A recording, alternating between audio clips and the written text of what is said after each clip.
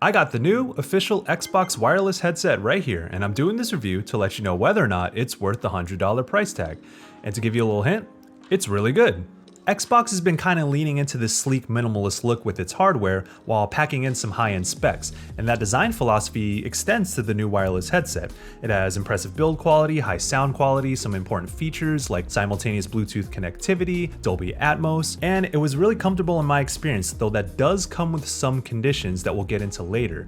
But overall, for $100, this is probably one of your best options if Xbox is your preferred platform. There's so much more to get into though, so let's get into it. Let's start by talking about the overall build quality. You get a sense of that as soon as you take it out of the box and hold it. And you can see that it's very flexible when you start to stretch and contort it, at least within reason. There's no audible creaking, and it certainly doesn't feel like it's going to be cracking. It also helps that there isn't any fancy design work on this headset. It's just plain black plastic, subtle neon green trim, and the Xbox logo on the right ear cup. It's straightforward without many moving parts or over-the-top branding. In terms of comfort, the pseudo leather and foam ear pads provided some top-notch cushioning for long sessions, but as it is with any leather-like upholstery, it will get sweaty after a few hours. But one thing to note is that the headset does clamp pretty tightly. Thankfully for me, the pads provided more than enough cushioning to kind of alleviate that pressure, but if you do have a bigger head than I do, I like to think I have a fairly normal size head, that is one thing that you will have to take into consideration. Another thing that you should know is that for these to fit properly on me, I had to extend the headband to its maximum length. As you can see here, you can adjust each ear cup as you would do at any other headset, and I have them extended to their max length here, and that's how I get them to fit properly on me. So if you have a bigger head or if you have very voluminous hair, you might have some issues getting these on to fit properly.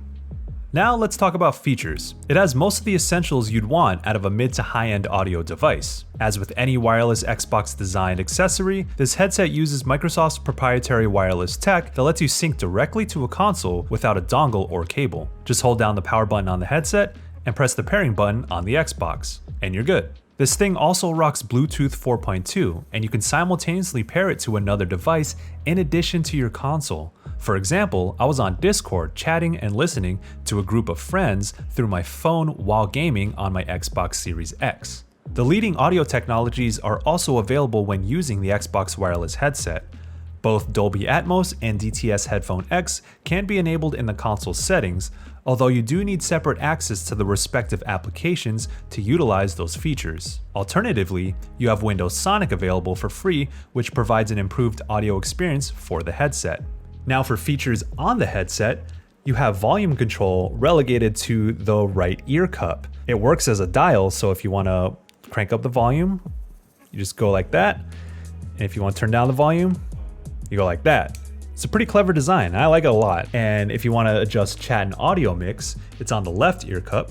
So there's kind of a tactile feedback you get when it's at balanced perfectly at 50-50. But if you want to turn up the in-game volume a little bit more over chat, you just twist it like that. And if you want to hear chat a little bit more, you twist it the other way like that.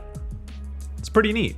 Another design choice that I like is the microphone. So it folds in like that, and then it extends outward like that with a flexible rubber casing that stays in place. And when you're using it, it doesn't extend that far, so it's not in front of your mouth, so if you're eating or drinking, it doesn't get in the way. As for battery life, I was impressed with how it was able to hold up after a full charge. Microsoft states that a 30-minute charge should provide around 4 hours of use, and a 3-hour charge will allow the headset to last about 15 hours. I charged it overnight, and after using it for about 8 hours in a day, the Xbox UI indicated that the battery remained well above half full. Now let's get into the most important aspect of a headset: sound quality. Now I wouldn't claim to be an audiophile, but good audio is very important for the games that I play. Having the proper soundstage and having high quality music for some of the best soundtracks that I love in games. So what I do is I run a Sennheiser HD598 and I run it through a DAC on my PC.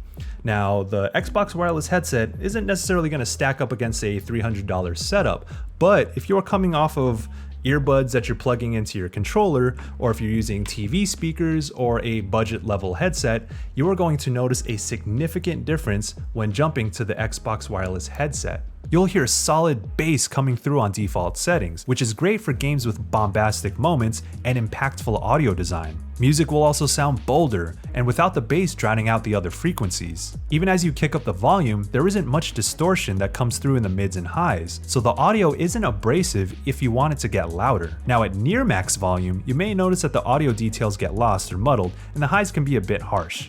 But at that point, you should probably be turning down the volume a bit. Now I tested sound quality with games like Forza Horizon 4, Doom Eternal, and Tetris Effect Connected, all of which feature emphatic audio design, but in different styles. Overall, everything sounded great and had me excited to turn up the volume on my favorite games and tunes. Now positional audio is very distinct, so competitive gamers should be satisfied with the advantage they can get out of the Xbox wireless headset. Audio cues were easy to pick up when playing Gears 5 multiplayer, which allowed me to better anticipate enemies approaching from specific locations. Directional sound makes the audio experience in non-competitive games feel more full as well. While playing Ori and the Will of the Wisps, for example, I noticed the direction of Ori's attacks, left and right, was represented sonically, which was subtle but effective. It's also nice when the whimsical soundtrack comes through with great clarity at the same time. I had a similar experience in an older game like Lost Odyssey, where the high-quality audio gave a new edge to the cutscenes and made Nobuo Uematsu's incredible compositions shine brighter. As for the microphone quality, it's functional. Your voice will come through well enough for others to hear you clearly, but it's nothing to get excited about. If crystal clear communication is key for you, you might want to look elsewhere. For example, here's my voice using the microphone on the Xbox wireless headset. Testing, 1, 2, 3. Xbox wireless headset. Microphone quality test.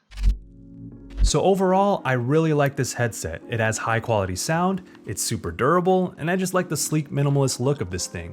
And it was very comfortable in my experience, though that is something that you're going to want to look into a little bit more for yourself. But to put it in simple terms, if you're willing to drop $100 on a headset for your Xbox, you can't go wrong with the new Xbox wireless headset. Now, if you want more details on my experience, head on over to GameSpot.com and check out the full written review, which is also linked in the description box below. Thank you for watching, and we'll see you next time.